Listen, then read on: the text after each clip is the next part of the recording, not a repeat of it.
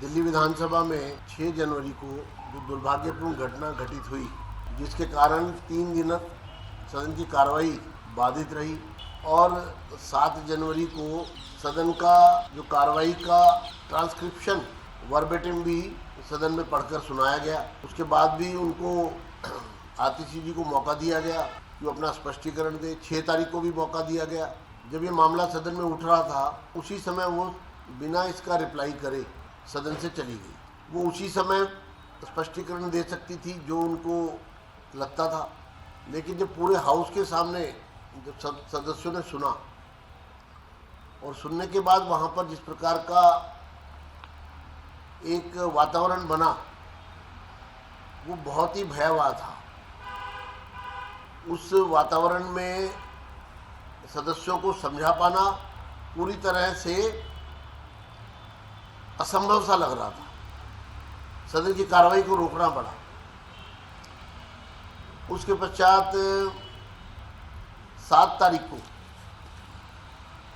तारीख को के लिए मामले को रखा गया। उसके बावजूद भी चेयर ने उस विषय पर कोई फैसला नहीं लिया, क्योंकि सदन में ये मानना था चेयर का कि पहले इस बात की पुष्टि की जानी चाहिए सही प्रकार से, क्योंकि ये गंभीर और संवेदनशील मामला है।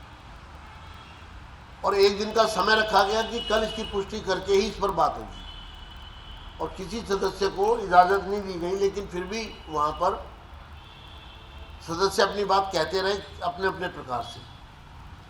अगले दिन जब इसकी पुष्टि कर ली गई और विधानसभा कार्यालय के सचिवालय से जो वर्बेटिम नोट किया जाता है उसमें इसकी पुष्टि हो गई, वीडियो में इसकी पुष्टि हो गई, तो फिर इसमें फिर उनको बुलाया गया कि आप आइए, बताइए, रेगुलेट करिए, अपनी सफाई में कुछ कहना है तो वो कहिए। और अगर गुरुओं के सामने सर झुकाना पड़ता है उनका आशीर्वाद लेने के लिए, तो ये तो हमारा सौभाग्य होता है। लेकिन मुझे लगता है कि इस पूरे मामले में ये भावों की कमी के कारण ही ऐसा संभव होता है। जब आपके अंदर किसी चीज़ के प्रति भाव नहीं होते, मोहब्बत नहीं होती, उसके प्रति समर्पण नहीं होता, प्यार नहीं होता, उसको एक प्रकार से एक समर्पित भाव नहीं होता, तो फिर इस तरह के शब्द निकलते हैं। और यही मुद्दा है कि जो भाव विहीन या भाव जिन लोगों के भाव हैं, आपने उनको कहीं ना कहीं अपने इस कृत्य से आघात पहुंचाया है। लोग पीड़ा में हैं। जिन गुरुओं ने कुर्बानी दी, सर्वस्व न्यौछावर कर दिया धर्म की रक्षा के लिए, आम लोगों की रक्षा के लिए, उनके प्रति अगर आप श्रद्धा के भाव नहीं रख रहे हैं और सदन में चर्चा हो रही है उसमें भाग नहीं ले रहे हैं, ऐसी कोई चर्चा सदन में आज तक नहीं हुई जिसमें अंत में लीडर ऑफ अपोजिशन अपनी बात ना कहे। लीडर ऑफ अपोजिशन को हमेशा, और लीडर ऑफ द हाउस, ये दो जो ओहदे हैं ये बेसिकली ये रिप्रेजेंट करते हैं। अब चर्चा में आप भाग नहीं ले रही हैं, गुरुओं के नाम के प्रति आप कोई श्रद्धा नहीं अर्पित कर रही हैं, और बाद में भी जिस तरह का व्यवहार कर रही हैं, और उसके बाद फिर सदन को छोड़ के चले जाना इस तरह से जैसे कि मैं इसको ठीक मानती हूँ, और उसके बाद फिर सदन में आना ही नहीं, पूरे सत्र में एक दिन भी नहीं आई। ये बड़ी हैरानी की बात है, बार बार बुलाने के बाद भी। तो इसको क्या माने कि चोरी और सीना चोरी, इससे ज़्यादा और क्या हो सकता है। अभी हमने नोटिस दिया था सभी पुलिस अधिकारियों को संबंधित। आज हम पंजाब सरकार के एफएसएल विभाग को भी नोटिस भेज रहे हैं कि वो इस पर अपना जवाब दें। रिपोर्ट का आधार क्या है, रिपोर्ट सबमिट करें और इसके लिए 22 तारीख तक का समय दिया जा रहा है। एफएसएल को आज दिल्ली विधानसभा की ओर से नोटिस जारी किया जाएगा, ये हमने तय किया है। दूसरा, जो जिन अधिकारियों को कल तक जवाब देना था उसमें जो डीजीपी हैं उनका रिप्लाई आया है और कमिश्नर जालंधर का भी ने भी जवाब भेजा। जवाब से अर्थ ये है कि डीजीपी क्योंकि उनके घर में गमी है और व्यक्तिगत कारणों से उनके पिता के देहांत के कारण, वो रिचुअल्स के कारण उन्होंने कुछ और समय मांगा है, तो उन्हें भी 22 तारीख तक जवाब देने की अगली तारीख तय की गई है।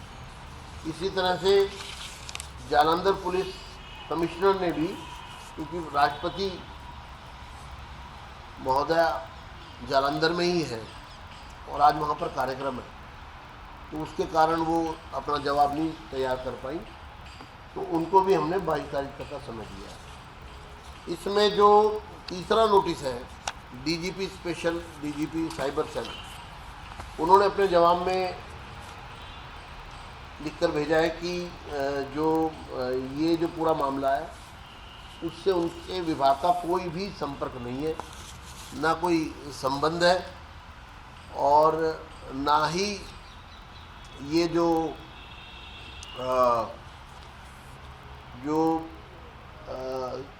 घटना घटित हुई है, जांच हुई है, उसका कोई भी हमारे से संबंध नहीं है। और उन्होंने उसके पीछे कुछ लॉजिक भी दिए हैं जिसको अभी स्टडी किया जाएगा और उसके बाद उनको एक बार अपीयर होके अपनी बात को और स्पष्ट करना होगा, ऐसा मेरा मानना है, जिससे कि बात का दूध और पानी का पानी हो सके। इसके साथ हमने कल दिल्ली विधानसभा की कमेटी ऑन प्रिविलेजेस ने अपना कार्रवाई शुरू कर दी है और उसके लिए उन्होंने आतिशी जी को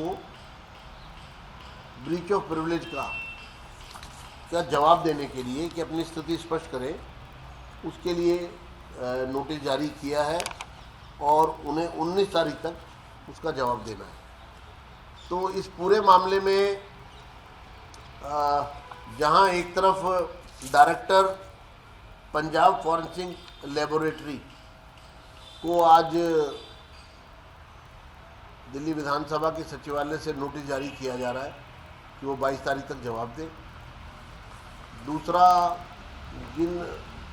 जो 15 तारीख तक जवाब देना था उस पर जो हमें प्राप्त हुआ है उसको हमने स्वीकार करते हुए, और जो डीजीपी स्पेशल सेल, जो स्पेशल डीजीपी साइबर सेल ने जो अपना वक्तव्य दिया है उसकी जांच, उसका स्टडी किया जाएगा और उसके बाद ये जवाब जो है कमेटी ऑन प्रिविलेजेस को सबमिट कर दिया जाएगा। उसके बाद कमेटी इस बारे में फैसला लेगी और आगे की कार्रवाई करेगी। तीसरा, आतिशी जी को हमने जो कमेटी ऑन प्रिविलेजेस ने अपनी कार्रवाई शुरू कर दी है, ये जो आतिशी जी को नोटिस गया है ये एक सेपरेट केस भी है, क्योंकि इस मामले में मैं आपको ये ध्यान दिलाना चाहता हूँ कि सदन के पटल पर ही इस मामले को कमेटी ऑन प्रिविलेजेस को सौंप दिया गया था आतिशी जी के शब्दों को लेकर। लेकिन ये जितनी बाकी की कार्रवाई हो रही है, ये जब 8 तारीख को विपक्ष के मांग पर, जिसको सत्तारूढ़ दल ने भी समर्थन दिया था, और मेरे चैम्बर में आकर के उनके उपनेता ने इस बात की मांग की थी। उनकी मांग पर हमने 8 तारीख को इसको फॉरेंसिक साइंस लैब में भेजा। अचानक जैसे ही यहाँ से फॉरेंसिक साइंस लैब में गया है, अचानक अगले दिन खबर आती है कि पंजाब की फॉरेंसिक साइंस लैब ने तो उसकी जांच भी कर ली है और एफआईआर भी दर्ज। ये जो के साथ मुझे लगता है कि ये सारी कार्रवाई ऐसी है जिसमें ऐसा प्रतीत होता है कि चुनौती दी जा रही है। ये जो चुनौती दी जा रही है कि जो भाव आ रहा है,